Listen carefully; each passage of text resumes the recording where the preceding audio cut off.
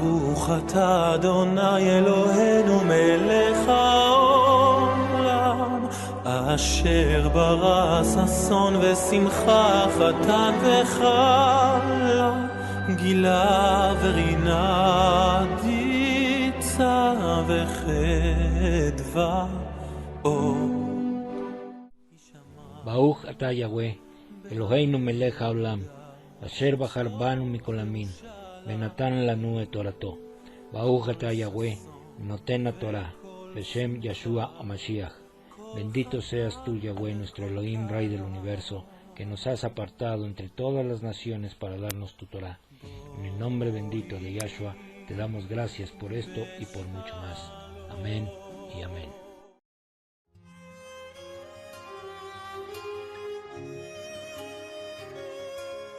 Padre, he pecado contra el cielo y contra ti. Ya no soy digno de ser llamado tu hijo.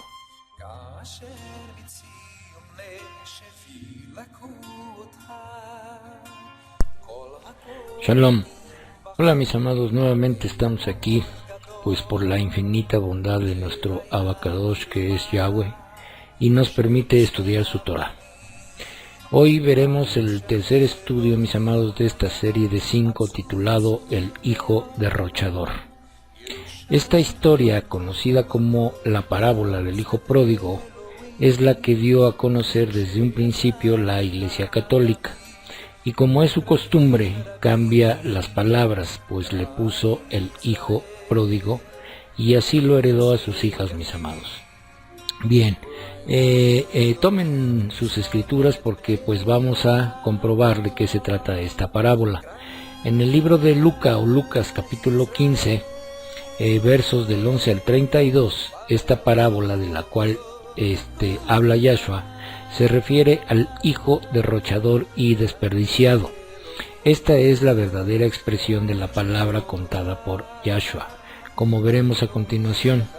Pero para entender aún más los versos y el significado de dicha parábola, leeremos a modo de introducción los versos del 1 al 10 del capítulo 15 de Lucas, para después continuar con la parábola del hijo derrochador. Bien, comenzamos y leeremos Lucas capítulo 15 versos del 1 al 7, mis amados, y dice así: Los cobradores de impuestos y pecadores seguían reuniéndose alrededor de Yahshua, y los perushim y los maestros de la Torá continuaban murmurando diciendo: Este hombre recibe a los pecadores y aún come con ellos.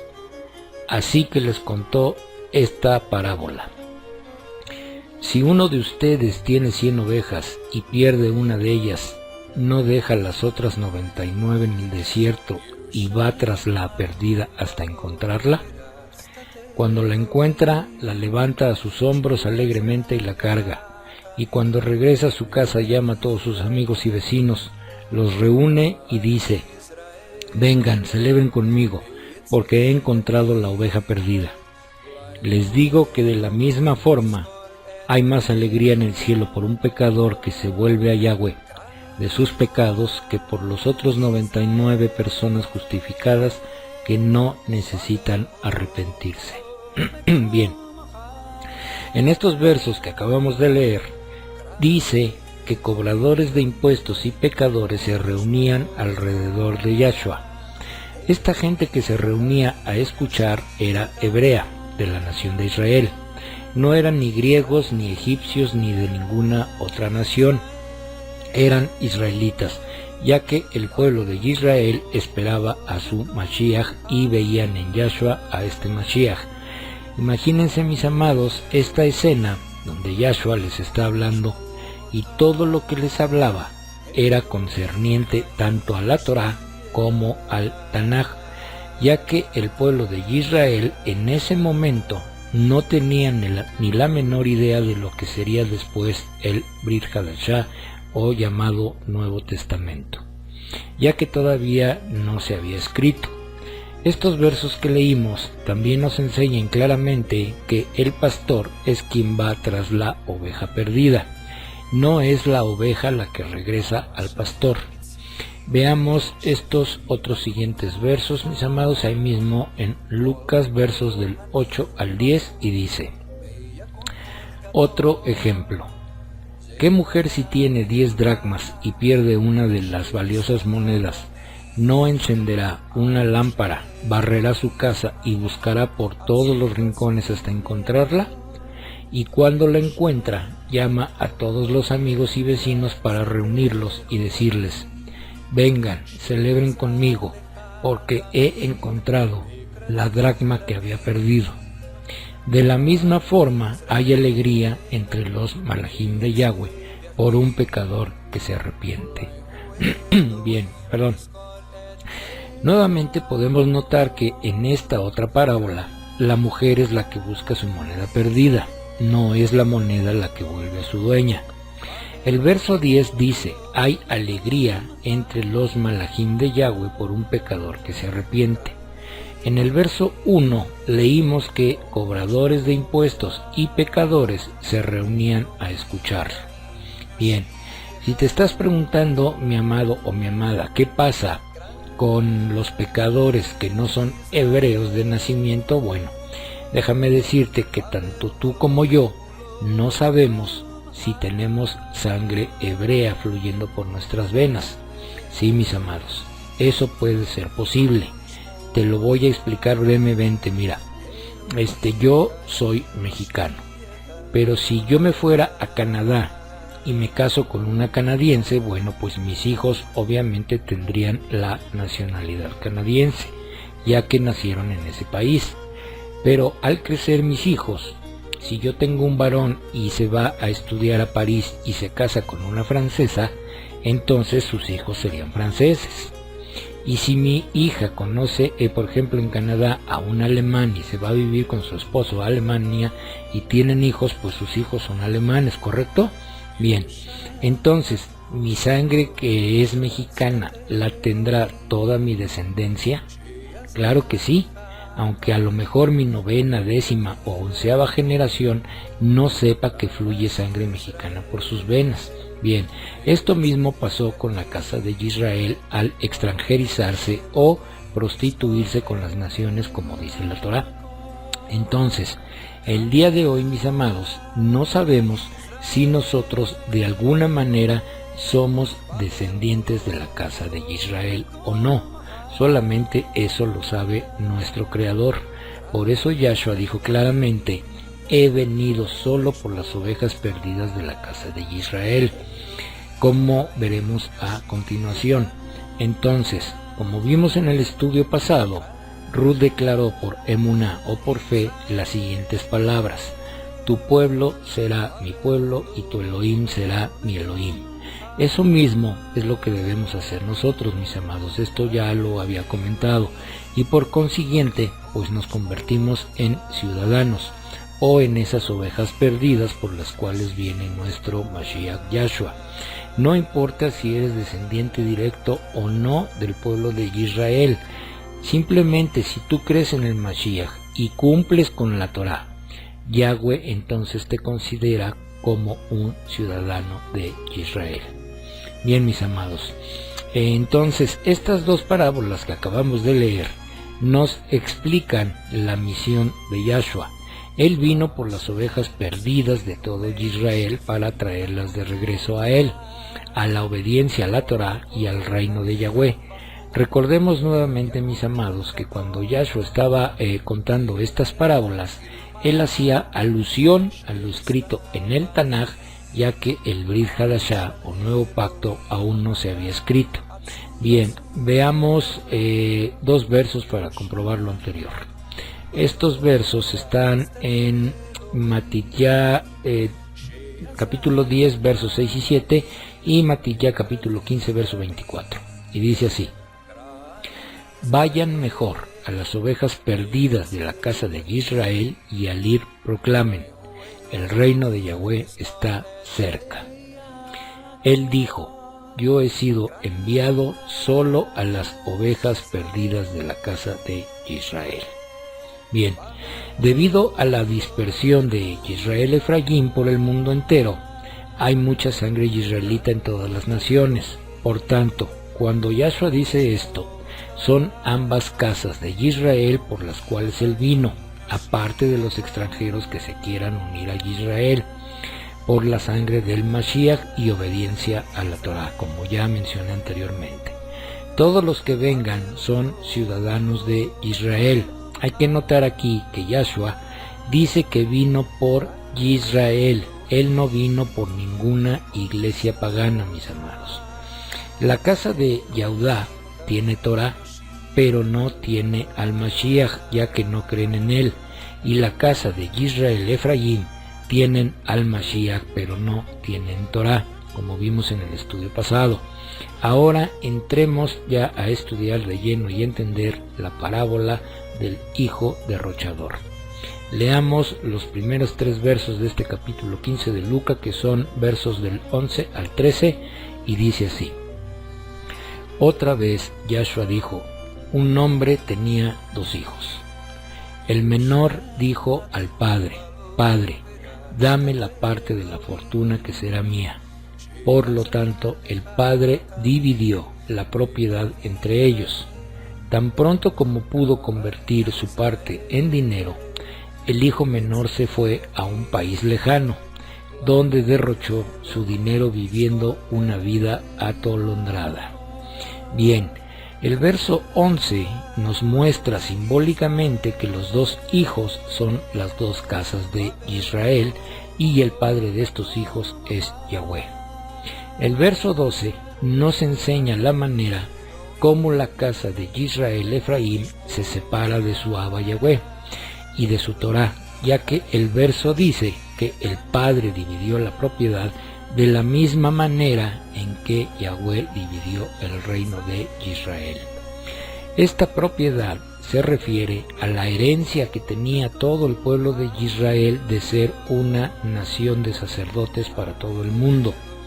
Pero la casa de Israel prefirió contaminarse con las naciones paganas, haciéndose también idólatra, y así fue olvidándose de la Torá de Yahweh. La casa de Israel se contaminaba y se prostituía más y más conforme avanzaban los años, y eso le dolió profundamente a nuestro Abba. Leamos este siguiente verso, mis amados. Está en Yirmiyahu Jeremías 3:6 y dice así: En los días de Josías el rey, Yahweh me preguntó: ¿has visto las cosas que la reincidente Israel ha estado haciendo? Ella sube sobre toda colina despojada y bajo todo árbol frondoso y se prostituye así allí. Bien, estos versos comprueban el verso 13 de Lucas 15. La casa de Israel, Efraín, se dispersó en todo el mundo, viviendo de una manera que no era agradable a Yahweh. Se extranjerizó o gentilizó con las naciones del mundo. En pocas palabras, mis amados, la casa de Israel se volvió idólatra y pagana. Adoptó el paganismo de las naciones del mundo. A eso se refiere el verso cuando dice que vivió una vida atolondrada. Sigamos ahora con los versos del 14 al 17 y dice así: Pero después que lo había gastado todo, se levantó una hambruna severa en todo el país y comenzó a pasar necesidad. Así que fue a uno de los ciudadanos de ese país quien lo mandó a sus campos para alimentar a sus cerdos, y añoraba llenar su estómago con las vainas de algarrobas que los cerdos comían, pero nadie le daba ninguna. Al fin volvió en sí y dijo: cualquier cantidad de los jornaleros de mi padre tiene comida para compartir, y aquí estoy yo muriéndome de hambre. Bien, esta hambruna a la que se refiere el verso 24 simbólicamente nos muestra la necesidad de las naciones por saber y conocer de la palabra de nuestro Adón. El verso 15 es muy fuerte, mis amados. Dice que los ciudadanos de ese país lo mandaron a alimentar a sus cerdos. Bien, el cerdo es un animal inmundo e impuro para Yahweh. Es detestable a sus ojos. Lean Levítico 11:7, mis amados. Bien, este verso nos muestra que el Hijo, o sea la casa de Israel, es enviado a predicar una falsa Besorá o evangelio sin saberlo, ya que se olvidó completamente de la Torá de Yahweh, como vimos anteriormente. Estos cerdos simbólicamente son las falsas creencias que se agolpan unos contra otros para tragar el alimento de cerdos, mentiras, engaños, blasfemias. Este alimento de cerdos es solo para llenar su vientre y se revuelcan en su propio lodo o idolatría. Reciben el alimento de algarrobas, alimento solo para los cerdos. Por eso este verso nos habla de cerdos, cerdos inmundos que se revuelcan en sus propias doctrinas, llenas de todo paganismo. Y como ejemplo te diré, mis amados, que festejan estas creencias, su Navidad, su Día de Reyes, su famosa Semana Santa, su Día de Muertos, Halloween. Incluso llegan a tener en sus centros de reunión imágenes hechas de yeso que no te oyen ni te ven, y las adoran y se postran ante ellas.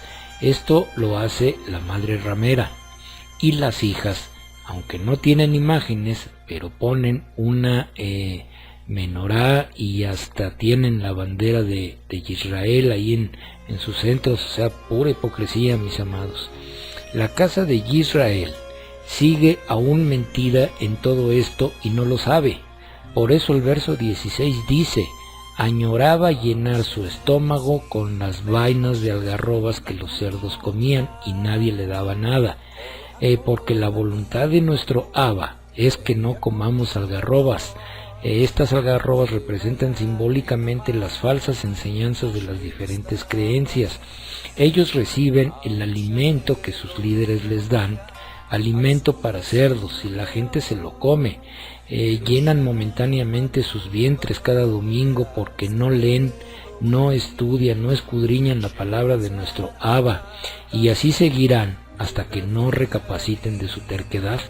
Es por eso, mis amados, que cuando una persona busca de todo su corazón un lugar donde le den el verdadero alimento espiritual que lo llene, nosotros debemos de dárselo. Luego, el verso 17 simbólicamente nos muestra que la casa de Israel recapacitará de su pecado, terquedad y orgullo, y comprenderá que cualquiera que sirve a Yahweh y tiene Torah en su vida, mucho alimento tiene para compartir y ya no tendrá hambre. Mientras tanto, hasta hoy, la casa de Israel se está muriendo de hambre, mis amados, porque dice tener al Mashiach, pero no tiene Torah, que es el verdadero alimento espiritual. La casa de Israel hoy en día anda como un asno. El asno, mis amados, es un animal que se distingue por su terquedad y por su falta de entendimiento.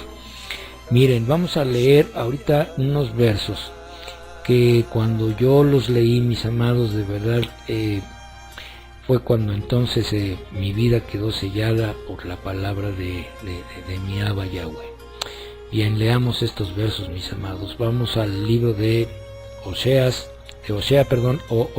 7, versículos del 8 al 11, y dice: Efraín se mezcla con los pueblos.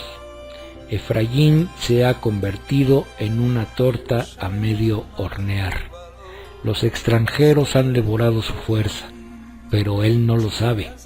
Sí, canas aparecen en él aquí y allá, pero él no lo sabe.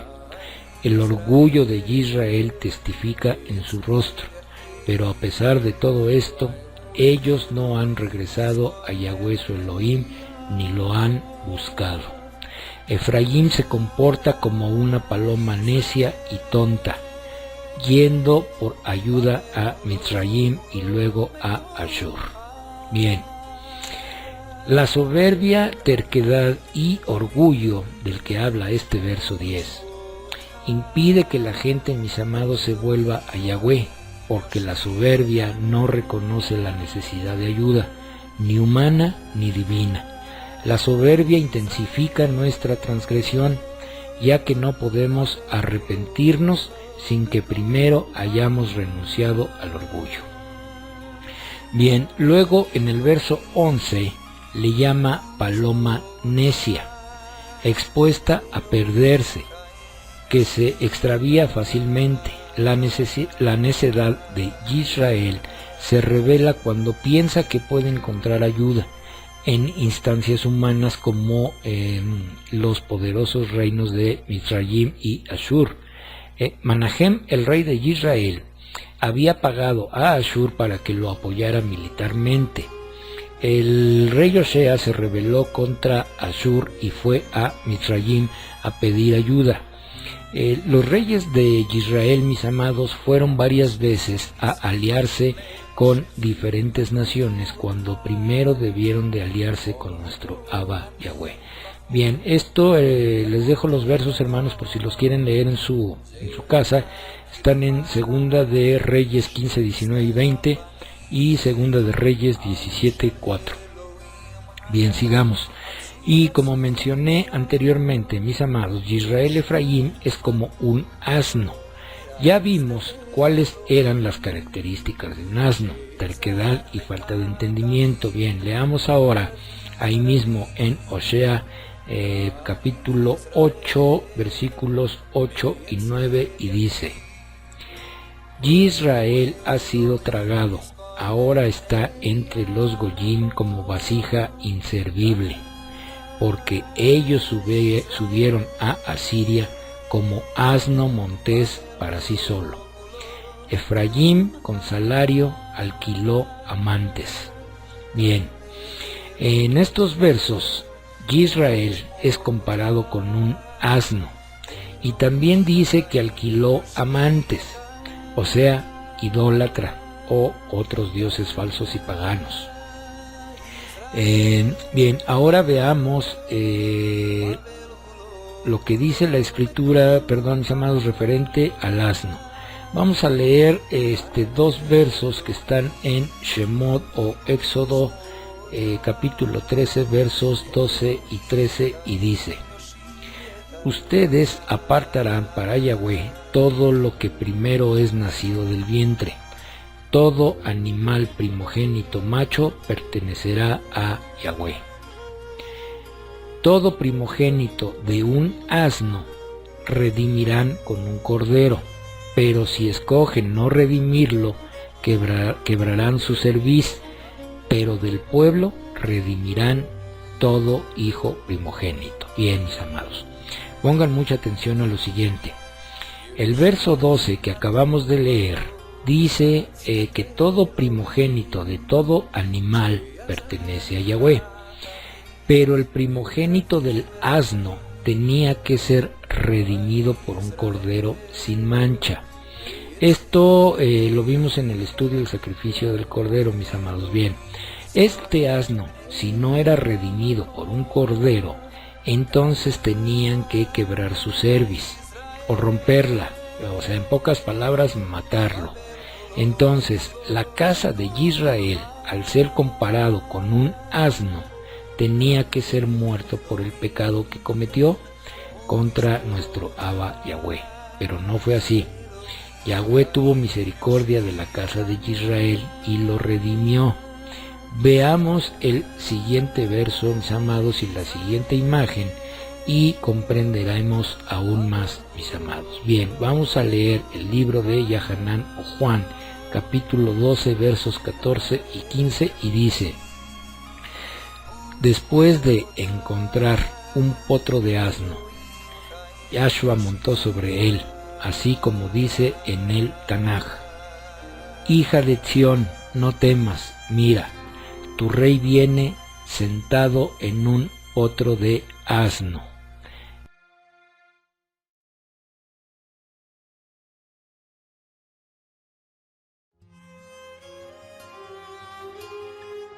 Bien, después de haber leído y visto la imagen de Yahshua sentado sobre un asno, recordemos el verso de Osea 8:9, donde Israel Efraín es comparado con un asno.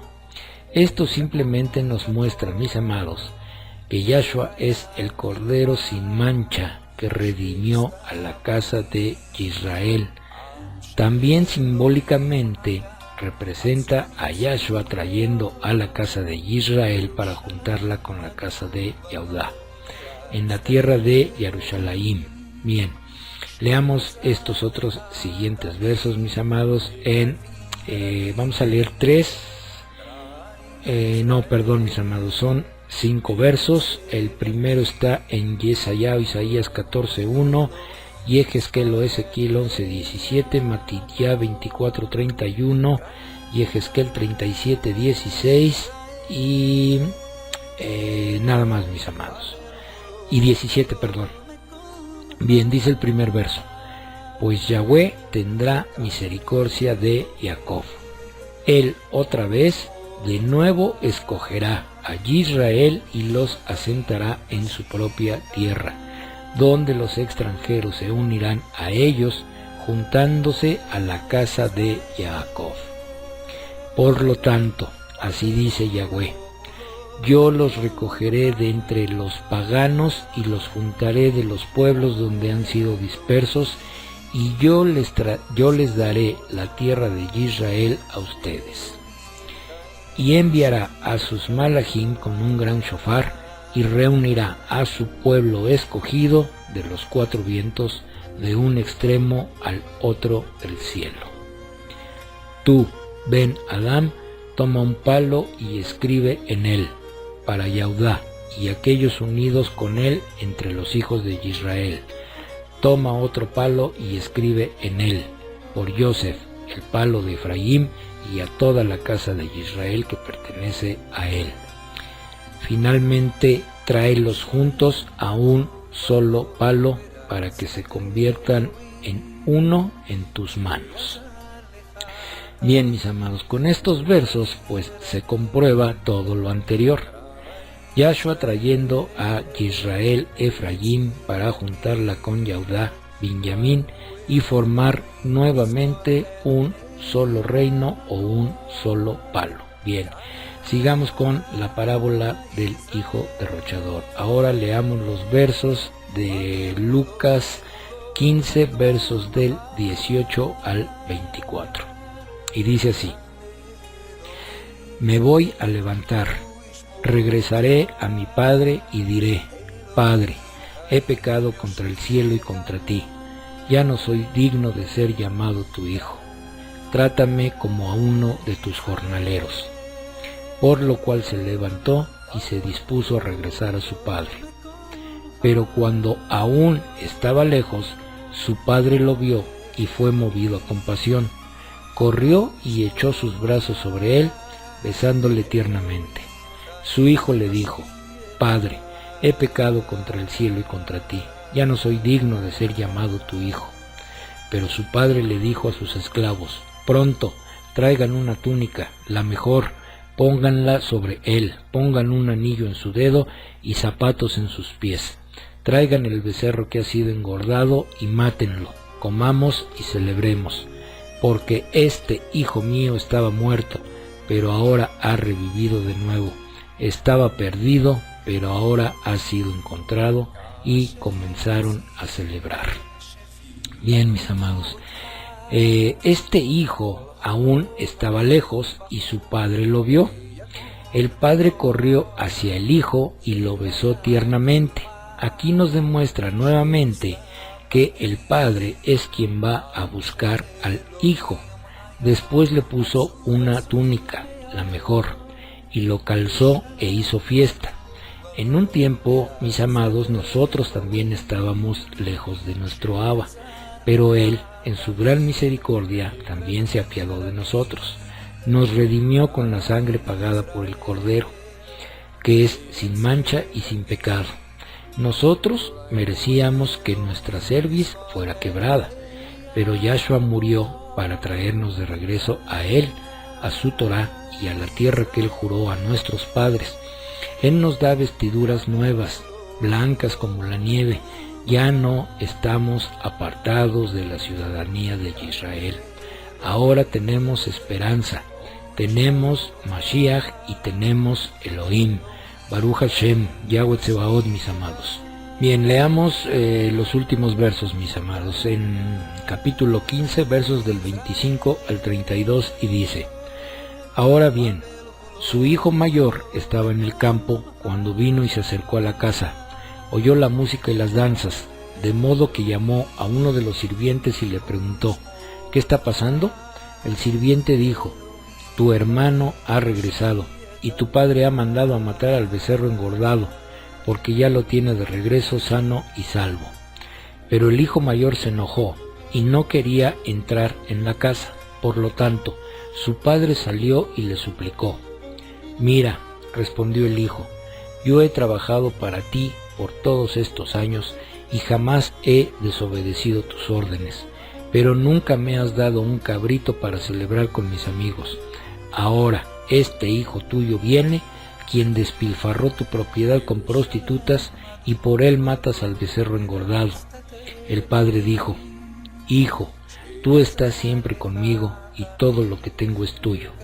Teníamos que celebrar y alegrarnos, porque este hermano tuyo estaba muerto y ha regresado a la vida. Estaba perdido y ha sido encontrado. Bien, mis amados, en los versos del 28 al 30, el hijo mayor se enoja y dice: este hijo tuyo, no le dice al padre, mi hermano, sino le dice, este hijo tuyo. Estaba enojado el hijo mayor. Este hijo mayor es la representación de la casa de Yehudá Binyamin, y Yehudá se niega a reconocer a Efraín como su hermano. Este hijo mayor fue movido a celos por su hermano menor. Veamos el siguiente verso, mis hermanos. Está en Isaías 11:13 y dice: y la envidia de Efraín será quitada, y los enemigos de Yehudá perecerán. Efraín no envidiará a Yehudá, y Yehudá no afligirá a Efraín. Bien, en el tiempo de la restauración ya no habrá división entre Yehudá Binyamin e Israel Efraín. Las dos serán nuevamente un solo reino, mis amados. Y finalizaremos con las palabras que el padre le dice al hijo mayor: Hijo, tú siempre estás conmigo y todo lo que tengo es tuyo. Bien, estas palabras son una alusión a que la casa de Yehudá siempre ha estado en el corazón de Yahweh, y hasta el día de hoy sigue habitando la tierra que Yahweh dio a su pueblo Israel. Nunca ha sido desechado como algunos afirman. Cuando dice todo lo que tengo es tuyo, se está refiriendo al reino de Yahweh y al reino de Israel. El reino de Israel se restablecerá nuevamente en la tierra de Israel. Leamos este último verso para confirmarlo, mis amados. Vamos a leer Yirmeyá 3:18 y dice así: en aquellos días la casa de Yehudá habitará junto con la casa de Israel. Ellos vendrán juntos de las tierras del norte a la tierra que yo di a sus padres como herencia. Bien, mis amados, pues con esto terminamos el estudio de hoy, esperando que haya sido de bendición para ti y esperando como siempre que no te haya quedado ninguna duda. Les invito, mis amados, a que no dejen de leer las escrituras. Repasen sus apuntes, instrúyanse para que se preparen y puedan llevar este alimento espiritual a tanta gente que aún está perdida. Entre las naciones, mis amados, lleven las buenas nuevas para que mucha gente salga de Babilonia. Díganles que hay esperanza, que hay un Mashiach, Yahshua, que hay un Elohim, Yahweh, y que pueden ellos también ser ciudadanos del pueblo de Israel, como ahora lo somos nosotros. Bien, mis amados, pues si nuestro Abba Yahweh lo permite, la próxima semana estaremos subiendo el cuarto estudio de esta serie, titulado los 144,000 sellados. que Yahweh haga resplandecer su rostro sobre cada uno de ustedes, mis amados. Shalom.